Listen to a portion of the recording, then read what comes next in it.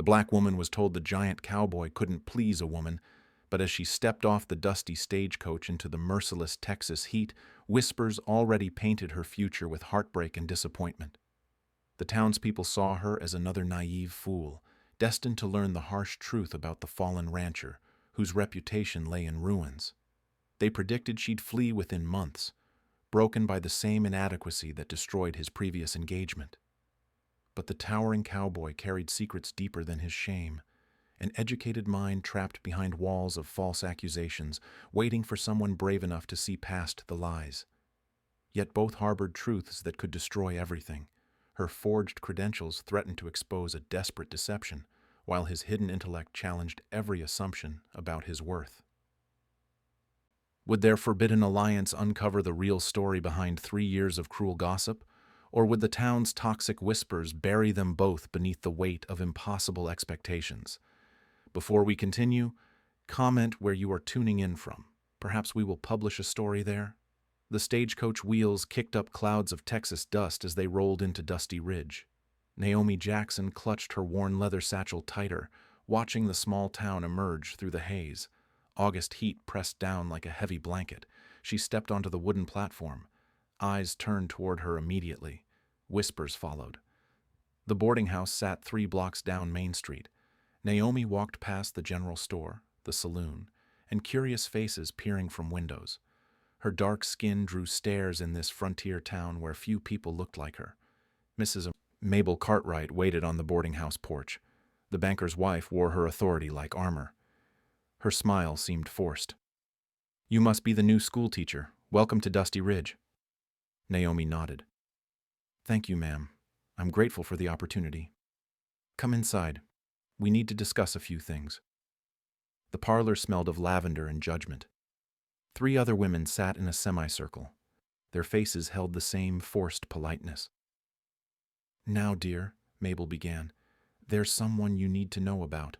Carter Greystone. He works the Morrison Ranch. You'll see him around town." The other women exchanged glances. One leaned forward. "Stay away from him," she whispered. "He's trouble for women." Naomi frowned. "What kind of trouble?" "The disappointing kind," Mabel said flatly. "Had a fiancée 3 years back, Sarah Beth Williams. Poor girl had to break their engagement after the wedding was planned." "Why?" The women looked uncomfortable. Finally, Mabel spoke. "He couldn't please a woman. Sarah Beth tried to make it work, but some men just aren't capable. She left him for his own good." Naomi felt heat rise in her cheeks. This conversation seemed inappropriate. "I appreciate the warning, but I'm here to teach children. Nothing more." "Of course, dear. But you're young and unmarried. Carter might try to court you. We're just looking out for your best interests." The next morning, Naomi walked to the schoolhouse. The building needed work. Broken windows, dusty floors, outdated books. She had her work cut out for her. A commotion erupted outside. Shouting voices, horses neighing in panic. Naomi rushed to the window. A wagon careened down Main Street. The horses had spooked. A small boy stood frozen in the middle of the road, too scared to move. A giant figure sprinted from the side street. He reached the boy just as the wagon bore down. In one fluid motion, he scooped up the child and rolled them both to safety. The man stood slowly. He was enormous, easily 6.5 feet tall. Broad shoulders, gentle eyes. This had to be Carter Greystone. The boy's mother ran over, tears streaming. Carter handed him over with infinite care. His voice was soft when he spoke to comfort them both. Naomi grabbed her satchel and hurried outside to thank the hero. In her haste, the bag slipped from her hands. Contents scattered across the dirt. Carter immediately knelt to help gather her belongings. His hands moved carefully, respectfully. Then he froze. He held up her teaching certificate. His eyes scanned the document with surprising focus. Too much focus. "This certificate," he said quietly. "The words don't match the signature style." Naomi's blood turned cold. He could read, not just read, but read well enough to spot forgeries. "I don't know what you mean." Carter looked at her directly. No judgment in his expression, only understanding. The minister who helped you did good work. Most people wouldn't notice.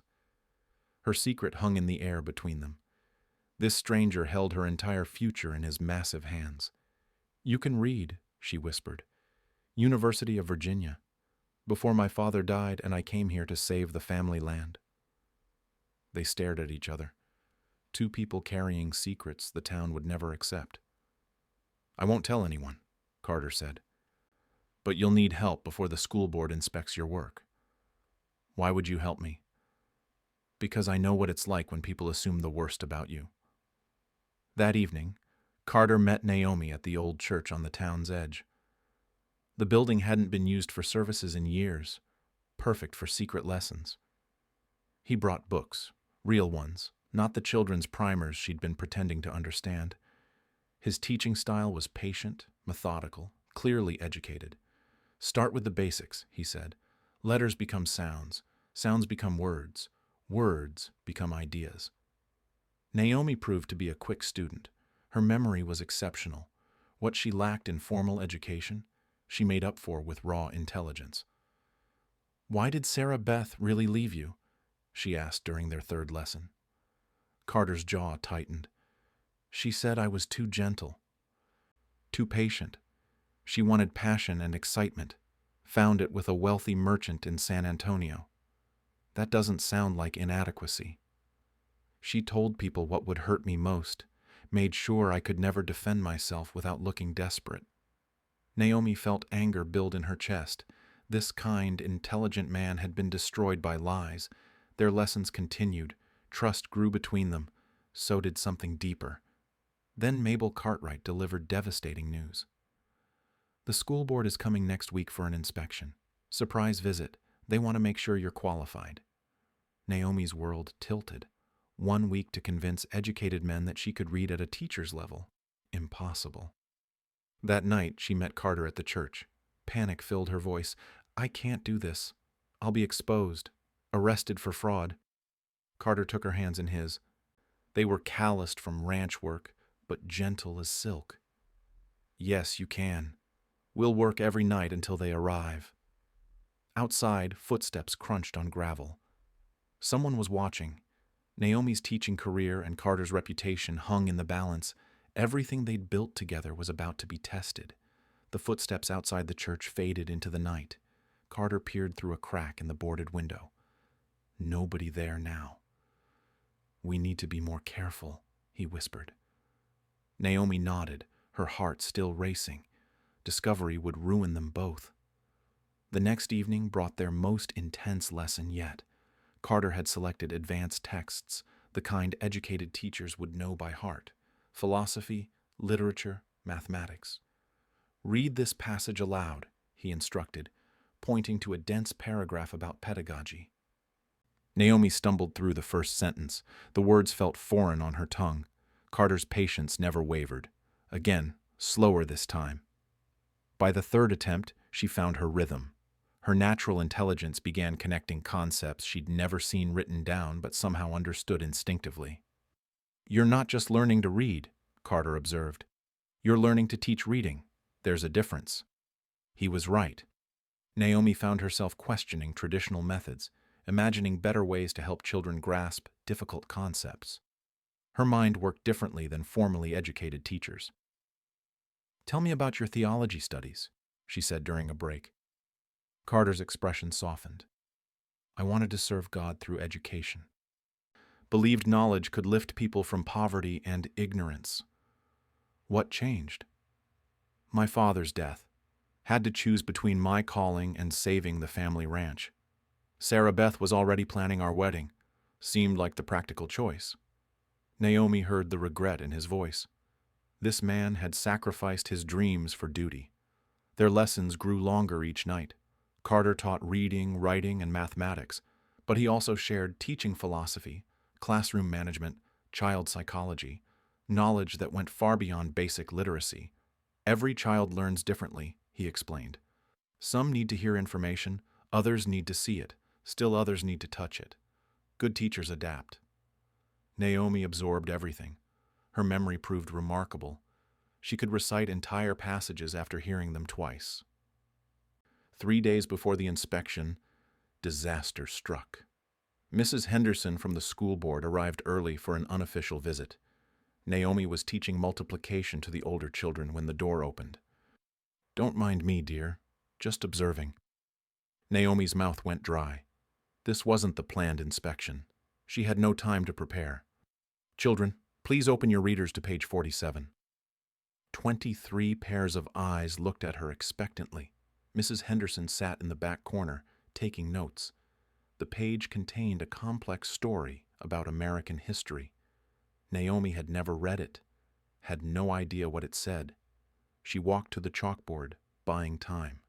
Her mind raced through everything Carter had taught her. Before we read today's story, let's discuss what we already know about the topic. Brilliant stalling tactic. The children eagerly shared their knowledge about the Revolutionary War. Naomi listened carefully, gathering context clues. Then inspiration struck. Instead of reading the story herself, she would have the children read it aloud. She could learn the content as they went. "Tommy, please read the first paragraph." Tommy stood and read clearly.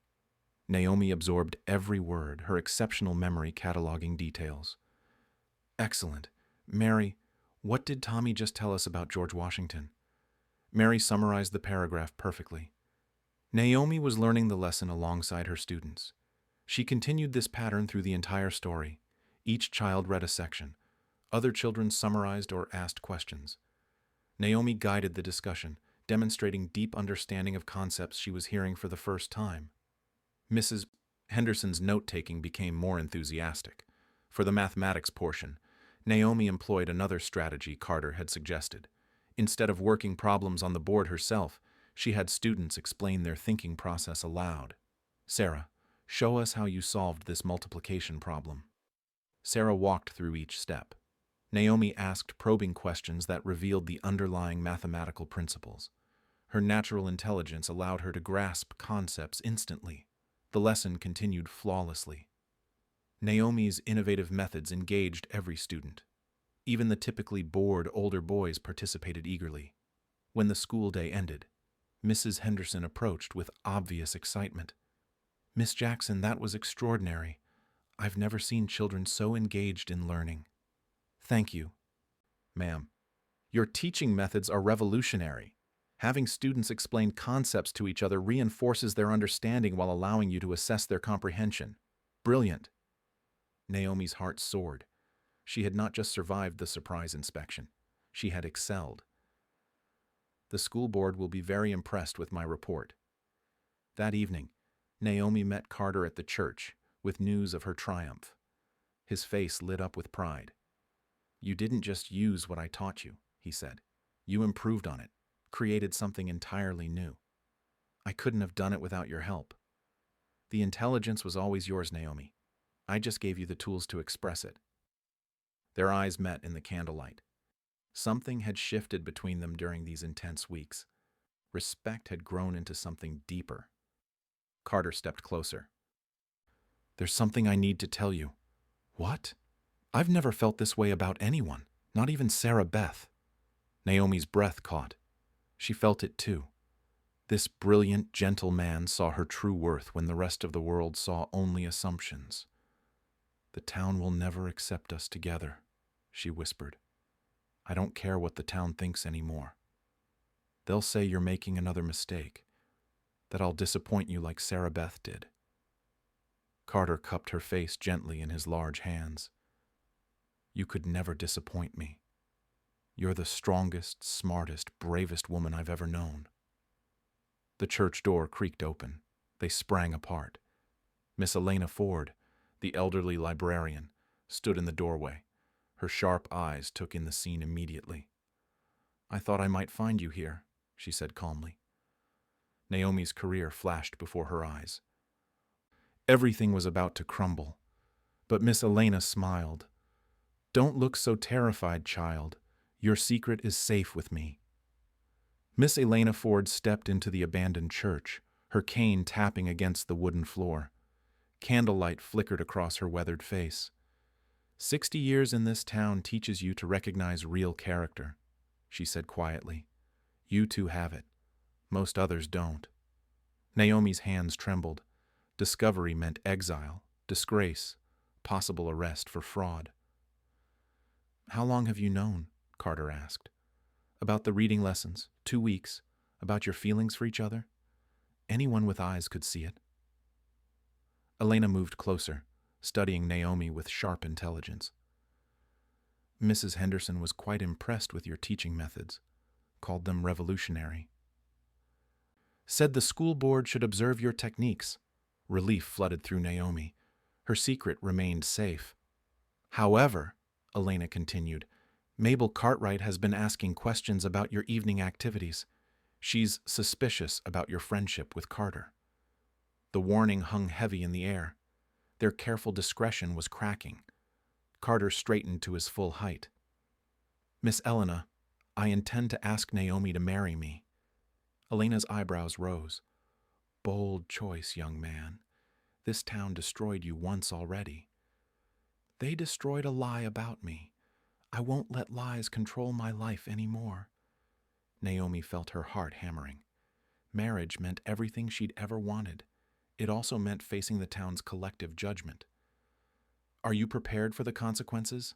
Elena asked them both. Yes, Naomi said firmly. I am. 3 days later, Carter arrived at the schoolhouse after classes ended. His hands shook slightly as he knelt before Naomi's desk. I know this won't be easy. The town will try to tear us apart like they did before, but I love you, Naomi Jackson. Will you marry me? She looked at this gentle giant who had seen her worth when others saw only assumptions, who had risked his reputation to help her succeed, who loved her mind as much as her heart. Yes. News of their engagement spread through Dusty Ridge like wildfire. By evening, half the town knew. By morning, everyone was talking. Mabel Cartwright arrived at the schoolhouse before dawn, bringing reinforcements. 5 women crowded into the small building, faces grave with concern. Naomi, we need to talk. I have lessons to prepare. This can't wait. You're making a terrible mistake. Mabel positioned herself directly in front of Naomi's desk like a general commanding troops. Carter Greystone cannot please a woman. Sarah Beth Williams tried to make it work. She couldn't. No woman can fix what's broken in him. The other women nodded in agreement. Their certainty felt absolute. He's a kind man, Naomi said quietly.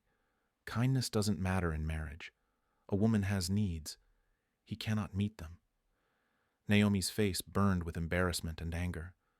These women spoke of intimate matters with cruel confidence. You don't know him. We know enough. Sarah Beth was honest about her disappointment. She tried to spare his feelings, but eventually had to tell the truth. What truth? Mabel leaned forward, voice dropping to a harsh whisper. He's not man enough for any woman. You'll learn that soon enough if you go through with this foolishness. Fury built in Naomi's chest. She stood slowly, meeting each woman's gaze. You're wrong. Child, we're trying to save you from heartbreak. You're trying to destroy a good man based on one person's lies. The room fell silent. No one had ever challenged Mabel so directly. Sarah Beth Williams is not a liar, Mabel said coldly. Then she's a coward. Either way, her words mean nothing to me. Naomi walked to the door and opened it wide.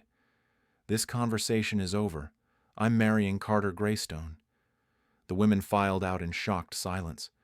But Naomi knew this was just the beginning. Anonymous notes began appearing. Under her door, on her desk, tucked into her market basket. All carried the same message in different handwriting. Don't marry him.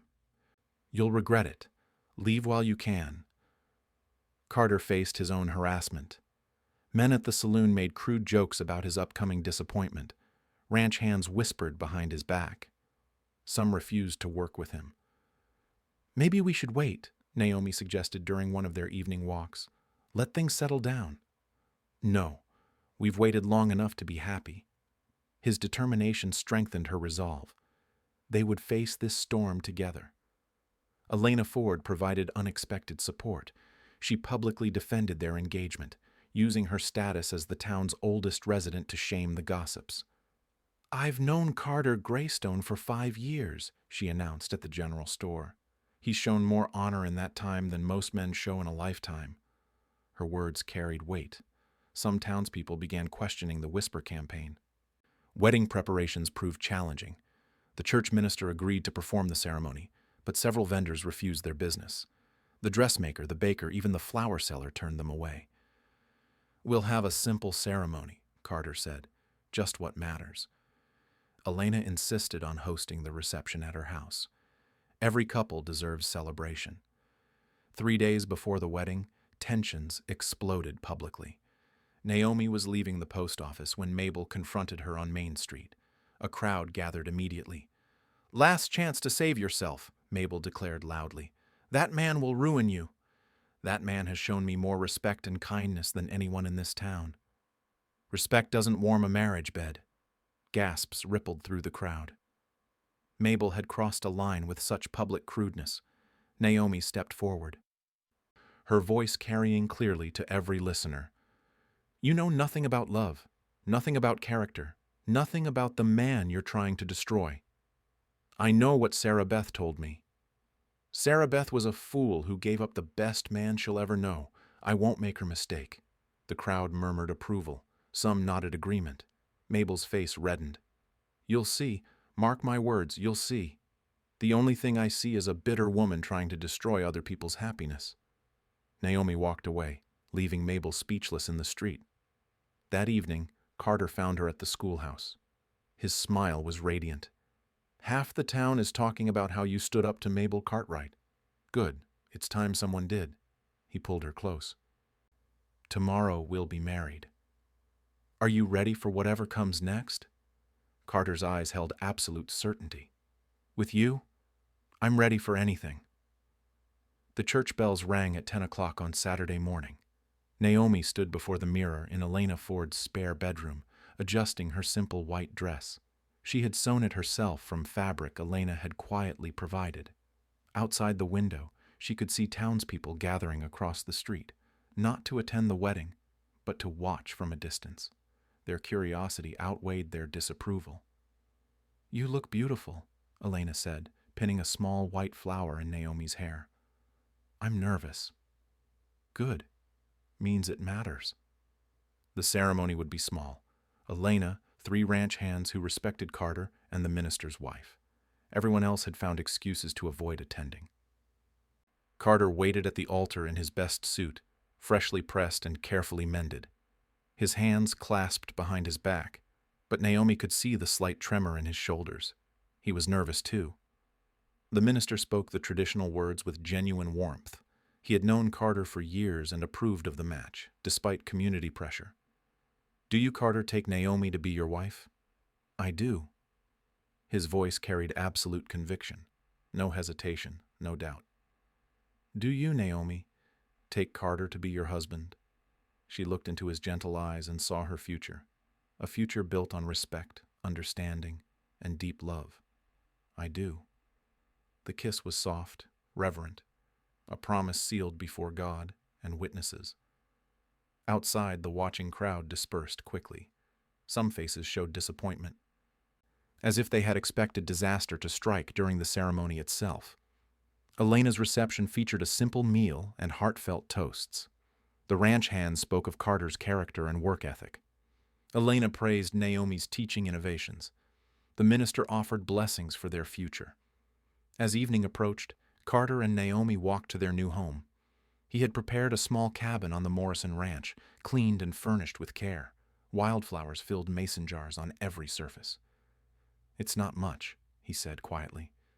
"It's perfect." The cabin felt like sanctuary after weeks of public scrutiny. Here they could simply be themselves without judgment or whispered speculation. Carter lit the oil lamps while Naomi explored their new space. He had carved wooden shelves for books, built a desk where she could prepare lessons, even installed extra windows for better reading light. Every detail showed his consideration for her needs and dreams. "You did all this for me?" "For us." They sat together on the simple sofa he had crafted. The weight of their decision settled around them. They were married now, partners for life. "Are you having second thoughts?" Naomi asked softly. Carter took her hands in his. Never. Are you? No. But I'm scared. Of what? Of not being enough. Of disappointing you somehow. Carter's expression grew fierce with protective love. You could never disappoint me. You're the strongest person I know. He pulled her closer, and she felt the solid strength of his embrace. This gentle giant had chosen her above all others, had seen past her secrets and fears to the woman underneath. Their wedding night unfolded with tenderness and patience. Carter's gentleness created a safe space for vulnerability and trust. His careful attention to her comfort and feelings revealed the depth of his character. The cruel whispers about his inadequacy proved utterly false. He was attentive, caring, devoted entirely to her happiness and well-being. In quiet moments between soft conversations, Naomi understood why Sarah Beth had truly left him. Not because he lacked anything, but because he possessed too much. Too much honor, too much patience, too much genuine love. Sarah Beth had wanted passion without depth, excitement without commitment. Carter offered something far more valuable and lasting. As dawn broke over their cabin, Naomi lay in Carter's arms, feeling completely cherished and protected. Their connection went beyond physical intimacy to something profound and transformative. "The whole town is wrong about you," she whispered against his chest. "I stopped caring what they think. But it still hurts. Less now. Having you believe in me makes their opinions powerless." They dozed until full sunrise painted the cabin walls golden. Their first morning as husband and wife felt magical despite the simple surroundings. Later they walked hand in hand to the main house for breakfast with the Morrison family. The ranch owners had welcomed Naomi warmly, impressed by her intelligence and Carter's obvious happiness. "You two look content," Mrs. Morrison observed with a knowing smile. "We are," Carter replied, his arm around Naomi's waist. Mr. Morrison poured coffee for everyone. "Town's been buzzing about your wedding. Some folks are mighty curious about how things turned out."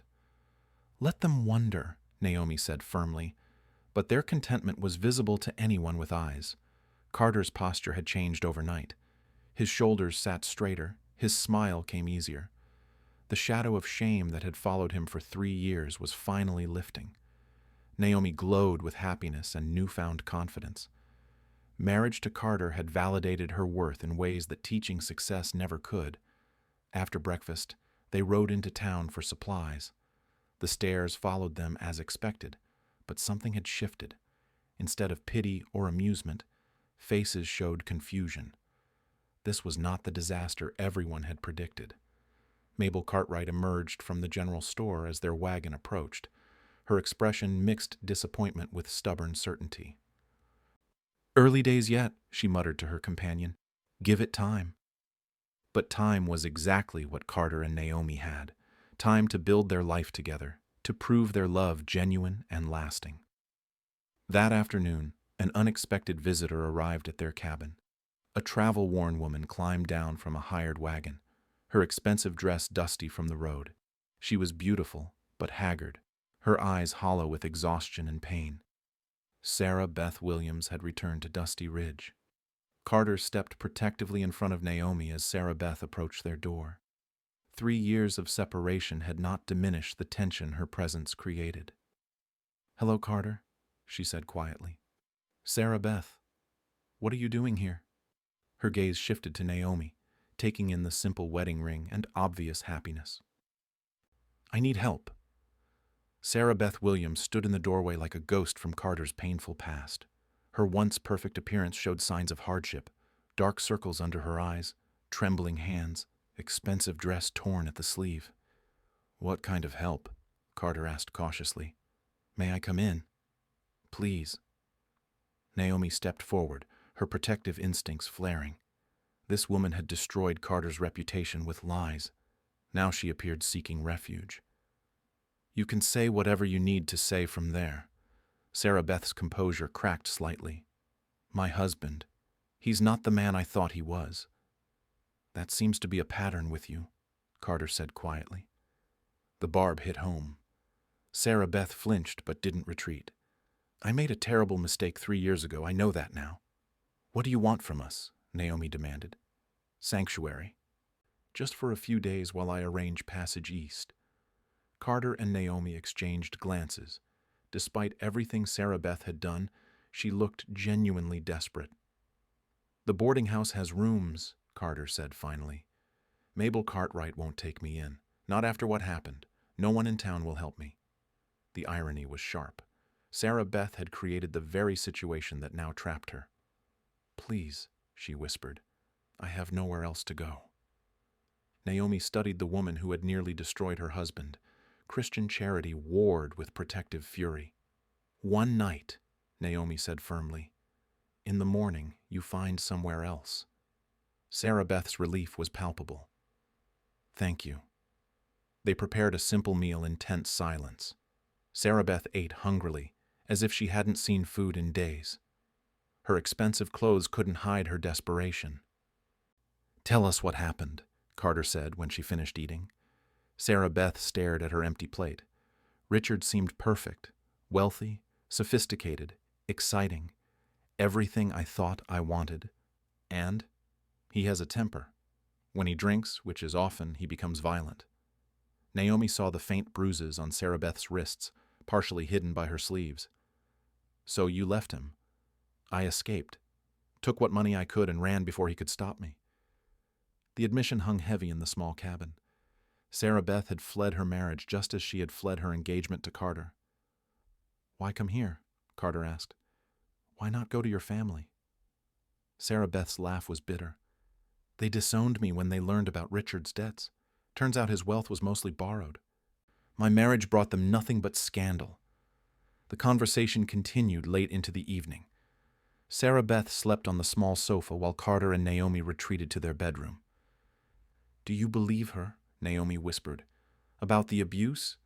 Yes. About everything else? I'm not sure. She destroyed your reputation to cover her own choices. I know, but she's still a human being who needs help. Naomi admired Carter's compassion even as it frustrated her. This man was too good for his own protection. The next morning brought unexpected visitors. Elena Ford arrived with Mrs. Morrison, both carrying baskets of food. Heard you had a guest, Elena said meaningfully. Sarah Beth emerged from the cabin looking embarrassed and vulnerable. Elena's sharp eyes missed nothing. Sarah Beth Williams, or is it Mrs. Richard Hartwell now? It's still Williams. I'm getting the marriage annulled. Elena nodded approvingly. Smart choice. That man's reputation reaches even here. They sat on the cabin's small porch, sharing breakfast. Elena's presence seemed to calm Sarah Beth's nerves.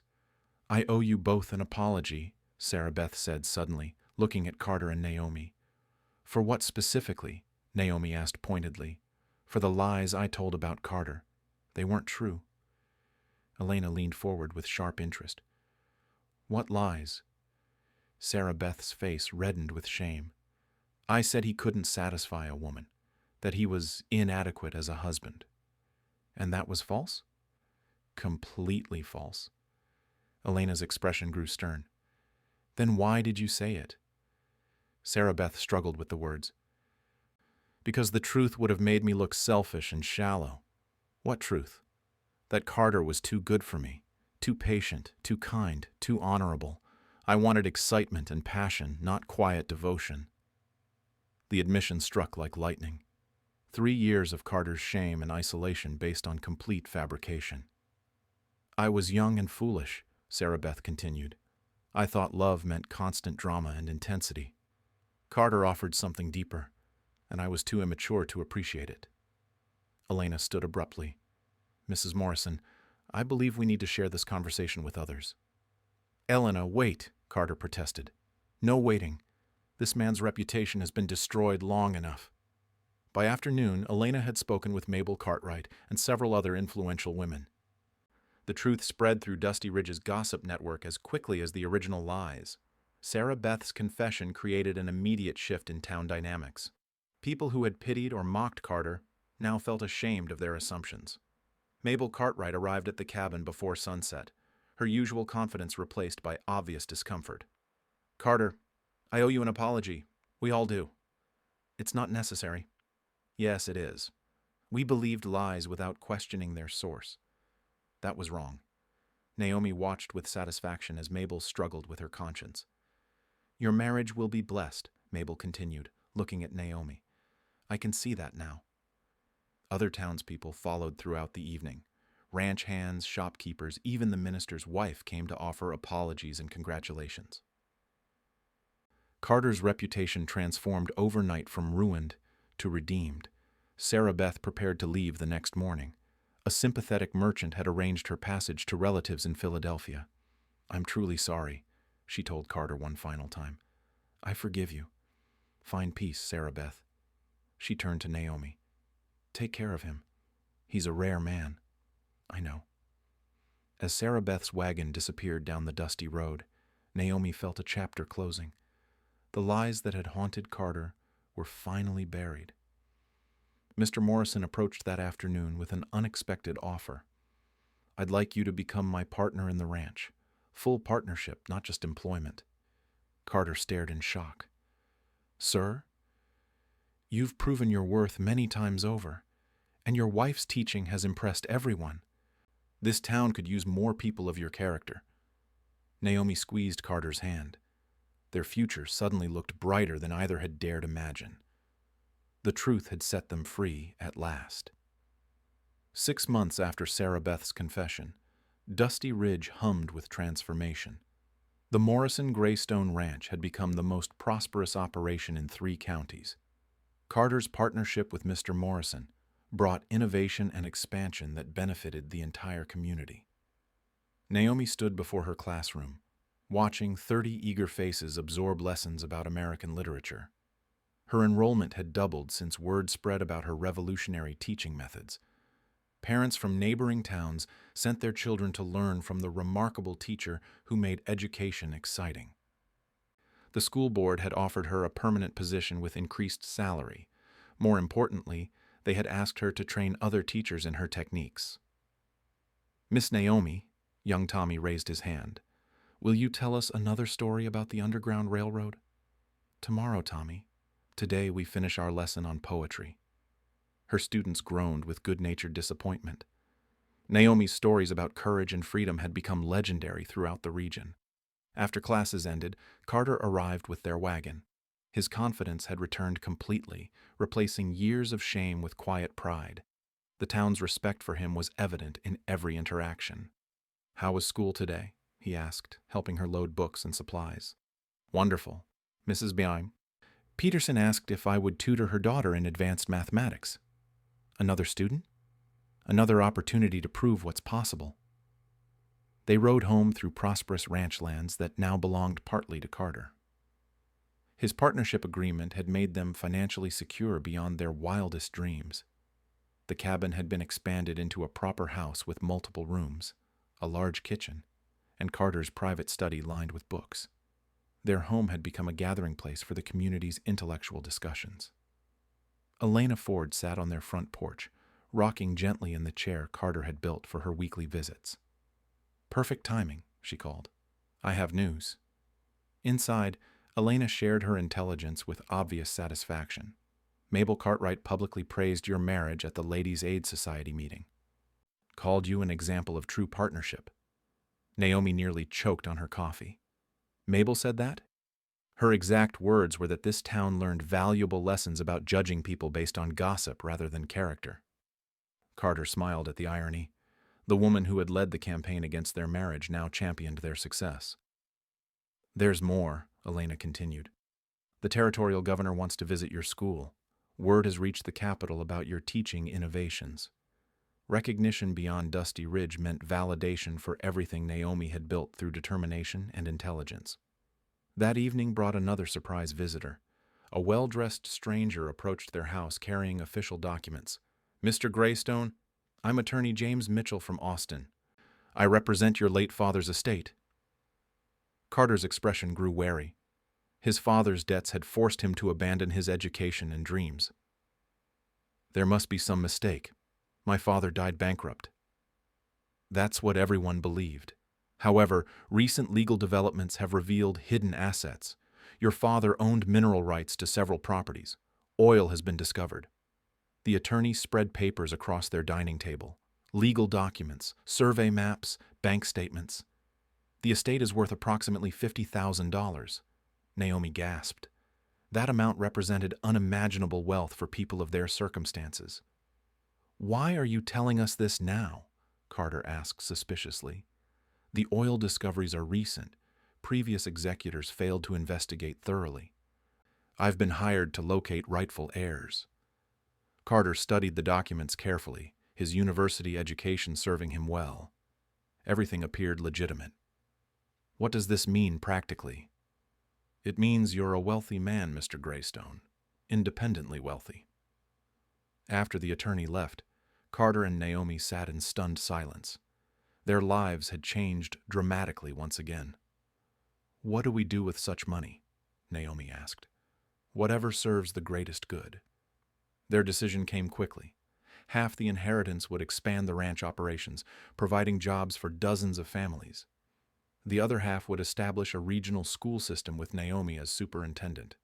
Word of their good fortune spread through Dusty Ridge within days. Some people might have responded with jealousy or resentment. Instead, the community celebrated their success. A town meeting was called to honor the couple who had overcome prejudice and lies to build something beautiful together. Mayor Williams stood before the packed church, his face beaming with civic pride. 6 months ago, many of us made assumptions about Carter and Naomi Greystone. We were wrong. Today, we celebrate two people who have brought honor and prosperity to our community. The applause was thunderous and genuine. Mabel Cartwright rose from her front row seat, her face flushed with emotion. I have something to say.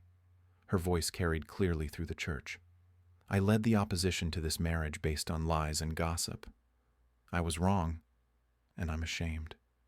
She turned to face Carter and Naomi directly. You two have shown us what real love looks like, what real character means. Our town is better because you chose to stay and fight for each other.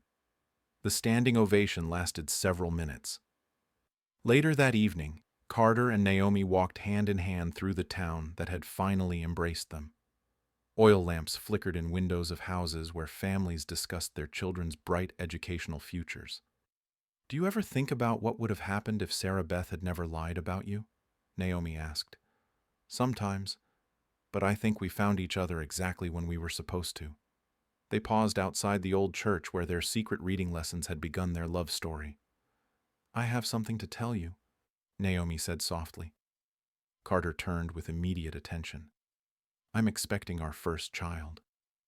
His face transformed with joy and wonder. He lifted her gently, spinning them both in a circle of pure happiness. When? Spring. Around the time school term ends. Carter set her down carefully, his hands protective on her waist. Our child will grow up in a world where character matters more than assumptions. Because we helped build that world. They walked home under a canopy of stars, their future stretching ahead filled with love, purpose, and unlimited possibility. In her journal that night, Naomi wrote the final entry about their incredible journey. The townspeople said Carter couldn't please a woman. They were wrong about everything. He pleases me in ways they could never understand. With patience, with respect, with unconditional love, with partnership that makes us both stronger. Carter read over her shoulder, marveling at her elegant handwriting. What are you thinking? She asked. That we proved them all wrong in the best possible way. Outside their window, Dusty Ridge slept peacefully, a community transformed by the power of truth, forgiveness, and enduring love.